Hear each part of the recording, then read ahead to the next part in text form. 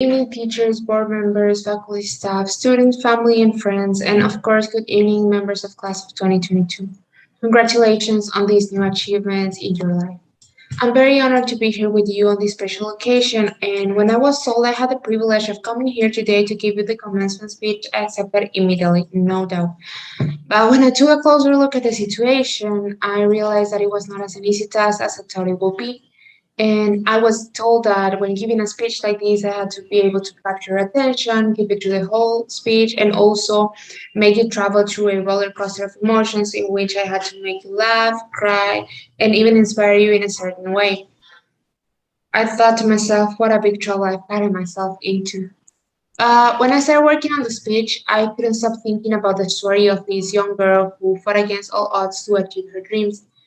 And so today I want to start by telling you the story of this very poor girl who fought for her dreams with through effort, determination, and also desire to excel. She was coming from a very poor family who had many children. So by the age of 7, she was forced to move to her aunt's and uncle's house. At the beginning, she was excited because she was coming from a little town on the border to a city. She was moving from a house where they were full of shortages to a house where nothing was lacking and where she was welcomed with a beautiful doll. But that dream or fairy tale soon turned out to be a nightmare for her. She was forced to leave school at such a young age, and also she became like the real life Cinderella because she had to do all household chores all day. Her first cousin was born, then a few years later, her second, and a few years later, her third cousin was born. So by that time, her tasks multiplied, and now she had to take care of her uncles, of her cousins, sorry. Also, she had to cook for them, clean the house, do all of household chores for them. And she started to suffer a lot during those years because she was missing her parents, she was missing her siblings, but most importantly, she was very affected by the fact that she was not able to go to school like her cousins did. She was someone that always loved to learn new things. So her uncle decided to taught her how to read. He taught her with a newspaper, and from time to time he would buy her comic books, magazines, or even some books. So by the age of 11, she read the Arabian Nights and became fascinated with reading. During that time, she read as many books as she could in her spare time, were very few, but so did her childhood pass between reading books, being a seamstress, working as a housemaid. And with those books, she learned a lot of things. She learned about geography, she learned about culture, about economy, politics, and they were her escape from reality. Those books actually taught her one of the most important things. They taught her that there is a possibility of dreaming and that those dreams can come true. At the age of 25, she got married, and both her husband and her came from very humble families. She was working as a seamstress, and he was a street vendor. They decided to start their own family, and when the first daughter was born, they decided to expand their horizons. So they decided to start making sales grow. They were now selling records, discs, electronics, and the clothes that she was making. So by the time the third daughter was born, they decided to expand the business and create their own family business. So by the time that the fifth daughter was born, the business was already prosperous and they already owned their own store and were able to build their first house. The young couple worked hand in hand and to get their business off the ground. Neither of them had the privilege that all of you have of completing a higher education. She was only able to complete first or second grade, and he was only able to complete around sixth grade. They promise each other that all of their daughters will be able to complete a college degree and that none of them were gonna have to face the hardships of life that they faced in their childhood.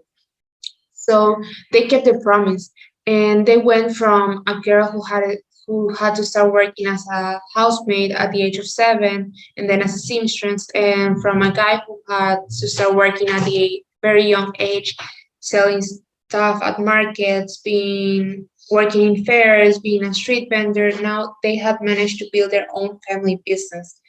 They now were able to travel abroad to different countries. They were able to give their daughters a luxurious life. And also, most importantly, they were able to give each of them a college degree. And you might think this crazy girl just coming here, making up a novel to make herself interesting and to capture our attention. But I can assure you that this is a real life story. And I can attest to that because I'm very proud to tell you that this is the story of my grandparents. What I want to achieve with this story is for you to see that with perseverance, hard work, and determination, even the most crazy dreams can come true. Imagine this couple who had no education were able to accomplish to get their business. Imagine what you guys can accomplish having this college degree from such a prestigious school. Now, if things don't come easy for you, fight and fight very hard for them. Don't let obstacles defeat you. I even believe that these life obstacles are something good for you to give life a little spice. Also, it's important that we fall, if we fall 100 times, to get up 101 times. And now you might think, how can we achieve them? Well, I have a little tips for you. First, you have to visualize what your goals are. After that, you have to create a plan where you have to create a series of steps which you will be following little by little to be able to reach that goal. Also, it's important to keep moving forward step by step. I believe that slow and steady is better than running and falling. And if we run and stumble in obstacles, just keep moving forward and do not let them defeat you. Also, I don't know if you've seen those horse racings where horses, if you have seen them, you'll see that horses wear these sorts of glasses that cover the peripheral vision, and so for them to only focus on the finish line. This is to prevent them from getting distracted with everything that's going on around them. Well, like those horses, you need to keep moving forward. Don't let negative comments, self doubt, or any negative people around you get you distracted from your goals. Also, I believe that self confidence is very important. A great example of these are bees because bees are a source of animal that their bodies are too big for their little wings, but they don't know this. They just believe they can fly, and so they do. Exactly like that, you have to believe in yourself. What I can tell you is that God will not give you the ability to dream something if He's not gonna give you the ability to accomplish that dream. So keep fighting. Always self confidence. And also, it's important to create a routine, and even on the days that you feel defeated, keep fighting and keep moving forward. I want to tell you that I'm very proud of every single person here today, and I know that you're going to be very successful men and women in your life. Always fight for your dreams, work hard, and do not let the hardships of life defeat you. Everything is possible in God's hand. Thank you so much for allowing me to be here today to give you the commencement speech.